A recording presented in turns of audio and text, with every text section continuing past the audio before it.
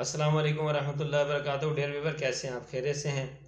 अच्छा, बताना मुझे आज सिर्फ ये है कि आजकल खांसी बहुत आम हो रही है और खांसी का वायरल है, तो घरेलू टोटका मैं आपको बताना चाह रहा हूँ कि अगर खांसी हो और दवा अवेलेबल ना हो तो शहद लेकर उसको थोड़ा सा नीम गर्म करें और उसमें थोड़ा सा नमक मिलाकर वो दिन में 3-4 मरतबा चटाएं, या उस वक्त आधे आधे घंटे से 15-15 मिनट से चटाएं।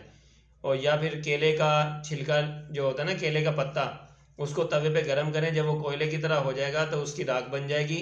उस राख को शहद में मिला के इस्तेमाल करें तो इंशाल्लाह खांसी में अफाका होगा। आज के लिए इतना ही। अल्लाह हाफिज़। चैनल को सब्सक्राइब करें, शेयर करें। अस्सलाम वालेकुम।